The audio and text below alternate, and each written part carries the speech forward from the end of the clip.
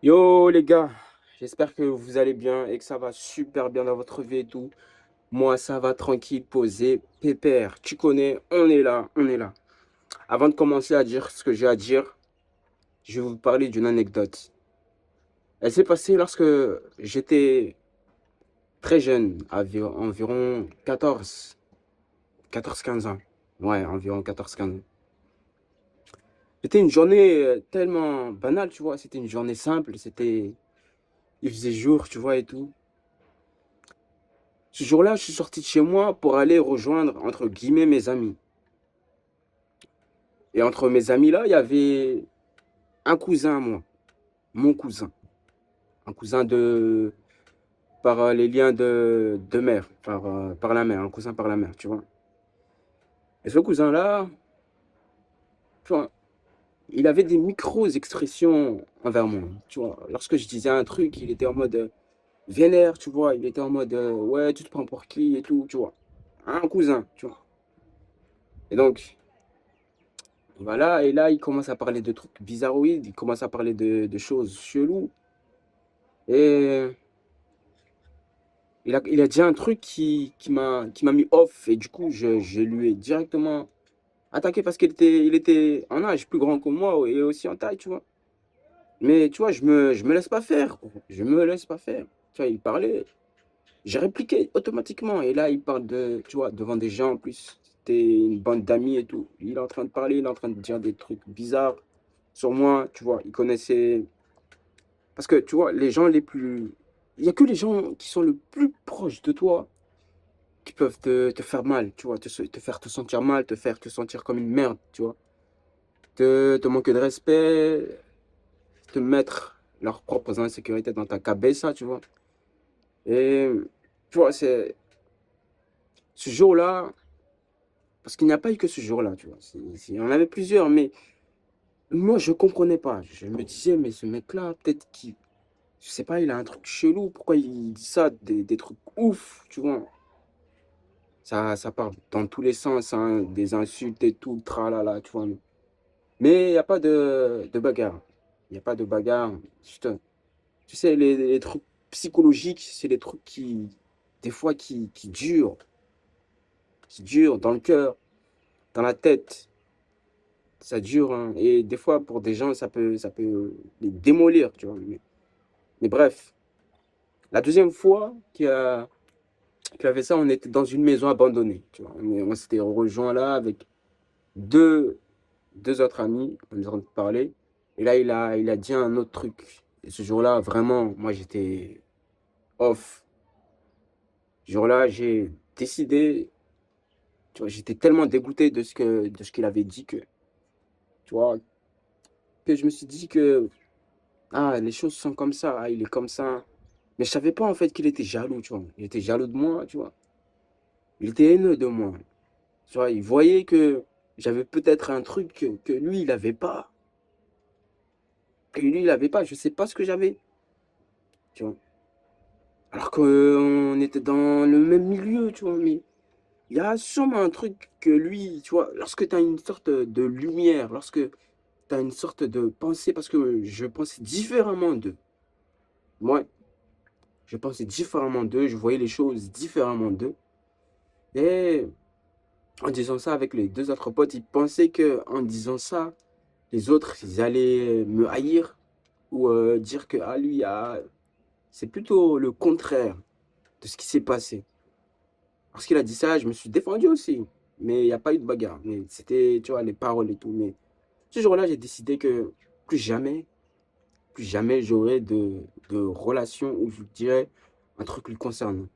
Moi ou ma famille, tout ce tralala. Et donc, tout ça pour commencer, pour te donner les leçons de vie que j'ai eues dans ma vie. C'est vraiment des leçons qui m'ont marqué. Mais je suis là pour te dire que même si les gens te haïssent, le plus important, c'est que tu ne te transformes pas comme eux. C'est ça le plus important. C'est pas que tu deviennes pire qu'eux. Parce que si ils te traitent, ils te parlent bizarrement, ils te frappent et tout, et toi, tu deviens comme eux. Parce qu'il y a des gens, ils deviennent comme eux. Tu vois, par peur, par haine, par l'entourage, par tout ça. Ils se transforment comme eux. Et s'ils voient que malgré leurs efforts, ils n'arrivent pas à te transformer comme eux, ah, ils vont devenir encore plus jaloux. Et donc, c'est le moment de prendre tes clics et tes claques, de te tailler de cette situation ou de ces situations. Donc, le plus important, comme j'ai dit, c'est que tu ne deviennes pas comme eux, pire. Parce que si tu deviens comme eux, t'es devenu pire qu'eux, dans un certain sens, tu vois. Et donc, la première leçon de vie que j'ai eue dans ma vie, c'est, tu vois, les choses, elles ne sont pas comme elles voudraient qu'elles soient. Les choses, elles sont comme elles sont. Tu ne pourras jamais, je répète jamais, transformer le palmier en pommier, en poirier, en manguier. Tu ne pourras jamais faire ça. Jamais. Tu ne pourras jamais transformer la terre en fer. Même si tu peux trouver du magnétisme dans la terre et tout, mais il y a des choses, tu vois, le monde, les choses sont comme elles sont, tu vois. Déjà, ça va te permettre de te libérer d'une certaine frustration que beaucoup de gens sont maintenant. Tu vois, les choses, elles sont comme elles sont. S'il y a les voleurs sont des voleurs, les musiciens sont des musiciens, les pères, les mères, et tout le monde, les choses sont comme elles sont. Elles ne sont pas comme elles voudraient qu'elles soient.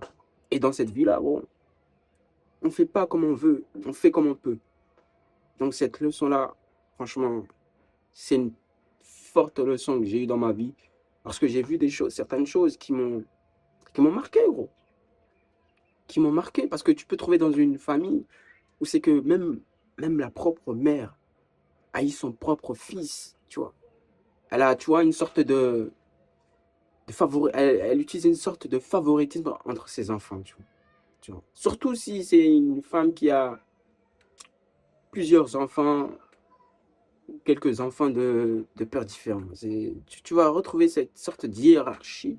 Vous savez qu'elle a un enfant qu'elle aime plus que les autres. Mais pour revenir à notre sujet, c'est les choses, elles sont comme elles sont, tu vois. Tu peux retrouver ça dans beaucoup de choses dans ta vie. Les choses, elles sont comme elles sont. Retiens bien ça, les choses, elles sont comme elles sont. La deuxième chose, la leçon que j'ai eue dans ma vie, la deuxième leçon que j'ai eue dans ma vie, c'est une leçon que vraiment garde toujours de l'argent en secours. Garde toujours de l'argent de secours à côté de toi. Tu sais jamais ce qui peut arriver le jour au lendemain. Tu sais jamais si tu peux tomber malade. Tu peux jamais savoir ce qui va se passer demain.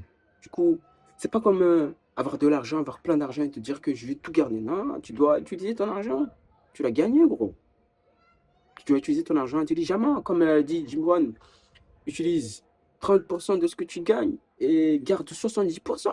Les 30% qui dit que tu dois utiliser, qu'est-ce qu'il fait des 30%? 10%, tu utilises pour la charité, 10% tu utilises pour toi, 10% tu fais ce que tu veux avec ton argent. C'est ton argent, tu fais ce que tu veux, mais pour revenir à notre truc, garde toujours de l'argent de côté, tu vois. Garde toujours de l'argent de secours. Toujours. Ça va te sauver, ça va te sauver. Tu peux jamais savoir ce qui va se passer. Tu peux tomber du jour au lendemain malade et tu aurais besoin de médicaments si tu n'as pas les thunes et tout. Ou il peut t'arriver de vouloir faire un voyage, tout ça. Et surtout si tu es étudiant et tout, ça peut te sauver. Ça peut te sauver. Garde toujours de l'argent de côté. N'utilise jamais 100% de ce que tu gagnes. Utilise juste 30%, même 20% de ce que tu gagnes. Veille tes hauts. Garde toujours de l'argent de côté. Toujours. Ensuite, si tu es tombé dans ce piège-là, vraiment, tu es en train de te dévaloriser, tu es en train de te niquer ton estime de toi-même. C'est quoi ce piège? C'est que tu es en train de courir derrière les nanas. Et ça, c'est le plus gros piège que tu puisses tomber. Ça, c'est une leçon que, franchement, lorsque j'ai arrêté ces histoires de relations, lorsque j'ai dit, ça y est, j'ai arrêté ces histoires, je me concentre sur moi et tout. Même si, tu vois, des fois, je foire, tu vois, des fois, je foire, des fois, je... Mais je n'y vais pas vers les nanas, tu vois. Même si j'ai dit qu'il faut approcher les... Ouais, il faut approcher les nanas pour que tu t'y habitues à parler aux nanas, tu vois. Mais pas de les regarder d'une certaine façon où tu as envie de les dévorer parce que c'est dégueulasse. C'est un comportement dégueulasse. c'est être un pervers dans un certain sens, tu vois. Lorsque tu les regardes d'un certain œil, tu es en train de les mater et tout, c'est un peu, tu es en train de te dévaloriser dans un certain sens, tu vois. Ne tombe pas dans ce piège où c'est que tu cherches à courir derrière les nanas, derrière un Hugues. Tu es en train de te niquer ton estime de toi-même. Tu es en train de te dire que elle est mieux que toi, tu vois. Alors que t'es mieux que elle. La vérité, du jour au lendemain, tu peux switcher sa life, tu peux transformer sa life, tu peux la rendre belle, tu peux lui donner ton argent, tu peux lui donner une maison, tu peux lui donner ta sécurité, tu peux lui donner ton attention, ta validation, tu peux lui donner tout ce qu'elle désire, simplement, et juste qu'elle te laisse tranquille, gros. T'es mieux que elle, gros. Tous ces efforts-là que tu fais pas ça pour elle, tu fais ça pour toi. Déjà, ouais, ça, c'est la prochaine leçon que j'ai eue dans ma vie. Lorsque tu fais quelque chose, dis simplement tu fais ça pour toi ou tu fais ça pour quelque chose de supérieur, qu'au lieu de te dire que je fais ça pour que les gens soient redevables de moi ou non, ne sois jamais dans cette attitude-là où tu te dis que les gens seront redevables si je suis bien avec eux, ils seront bien avec moi. Non, tu te trompes lourdement. Ah ouais, là, tu te trompes, mais à 1000%, à 300 000%. Là, c'est comme si tu es monté dans l'Everest, tu sautes dessus, tu sautes depuis l'Everest et tu te niques quoi, en gros. Vérité, tu peux le voir, que les gens adorent les mauvaises personnes. Tu vois, tu le vois, gros. Tu vois ça. Les gens n'aiment pas, tu vois, les gens gentils. Parce que tu vois, les gens gentils cachent leur personnalité, ils cachent leurs dents, ils cachent leur haine, ils cachent tout ça, gros. Tu sais, nous, on a l'intuition, tout le monde, là, tu vois, là. Il y a des gens, ils ont l'intuition, même toi, tu dis, ah, je sens pas ça. Ah, lui, là, je le sens pas. Comment il parle, tu vois. Ça, tu te protèges, énergétiquement, tu te protèges, tu vois. Et tu vois, c'est ce que je suis en train de te dire. Les gens aiment tu vois, les trucs mauvais, les musiques de basse vibration, basse fréquence, tout ça, tu vois. C'est pas pour sonner triste, c'est pas pour sonner, c'est simplement là pour te donner des leçons de vie qui peuvent te sauver la vie. Prochaine leçon, et des buts, et des objectifs. Et ne le dis à personne. De vérité, on ne le dit à personne que tu as des buts et des objectifs. Parce que tu sais quoi, c'est pas donné à tout le monde. Pas donné à tout le monde. Comme je t'ai dit au début de la vidéo, tu vois, j'avais ce cousin-là, tu vois, j'avais même des amis, tu vois. Pour comment reconnaître un faux ami? C'est par des micro-expressions. Des micro-expressions, tu vois. Déjà, de un, si t'as pas confiance en une personne, c'est pas ton ami. C'est pas ton ami, c'est pas ton pote. Si t'as pas confiance, t'as pas confiance. Il n'y a pas d'amitié dans la non-confiance. Parce que la confiance, si tu donnes ta confiance à quelqu'un, c'est quand même puissant, hein. Si tu donnes ta confiance à une mauvaise personne, gros, tu vois, ouais, à une personne qui s'aime pas, tu vois, ne t'étonne pas qu'elle va te poignarder derrière le dos, gros. Ne t'étonne pas, gros.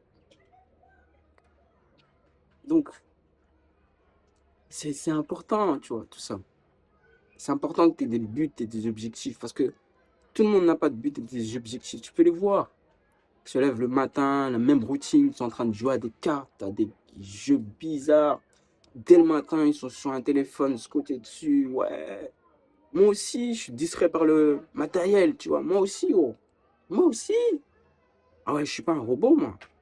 Ah, moi aussi, si j'ai un téléphone, je vais l'utiliser et tout. Pourquoi je l'utiliserais pas? Pourquoi je l'utiliserais pas? Mais simplement, limite tout ça. Limite tout ça parce que, tu vois, j'ai un pote, gros. Gros, lorsque j'ai regardé son temps d'écran, 20 heures sur Instagram, tu vois, 20 heures. C'est énorme. Ah, c'est énorme. Ah, c'est... T'imagines ça, 20 heures par jour, tu crois il fait combien de jours? En moyenne 20 heures. Tu vois, il fait combien de jours avec son téléphone? Ah, tu vois à quel point c'est nocif tout ça. Toutes ces applications-là, tous ces trucs-là, gros. C'est le moment de te réveiller parce que tu es en train de dormir. Tu crois que tu te réveilles C'est le moment de te rincer l'œil, et de te mettre un gros seau d'eau glacée, te dire que, waouh, c'est quoi ces conneries, oh. Et que tu te dises,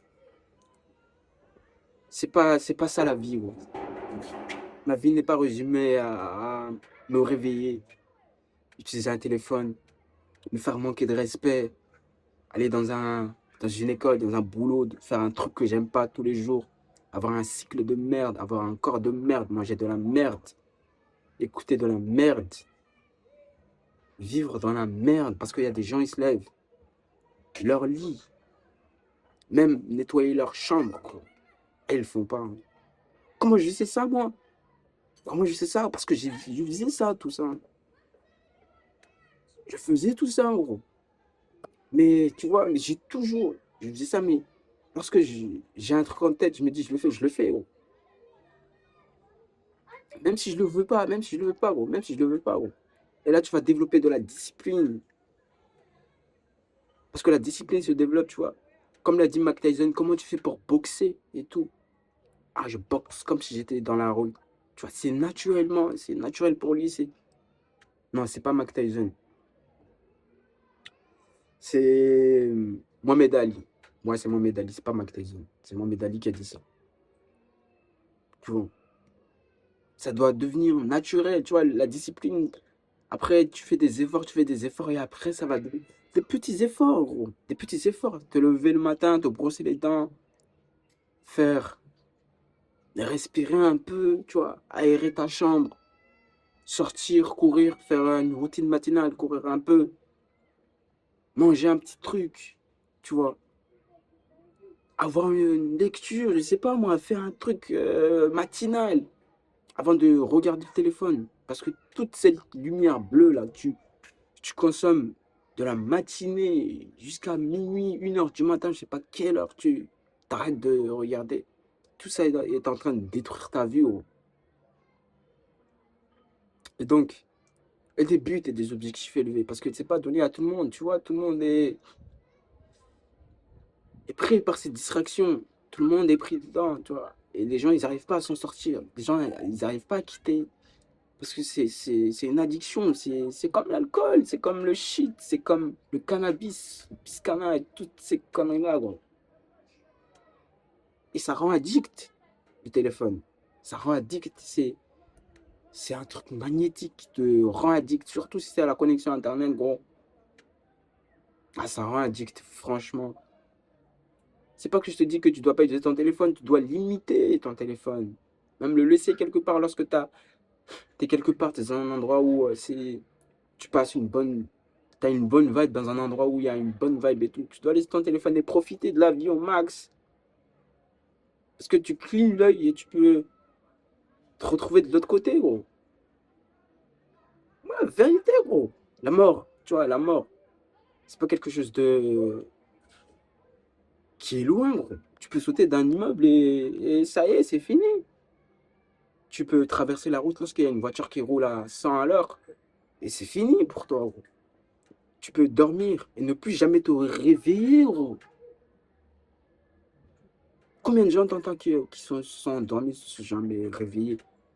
Combien de gens, gros? Combien, gros? Et si tu démarres mal ta journée, gros, ne t'étonne pas que tu finis mal ta journée. Il faut pas que tu t'étonnes, gros. Parce que tu démarres une journée merdique, gros. Ne t'étonne pas que t'as... Ah, gros, ne t'étonne pas, gros.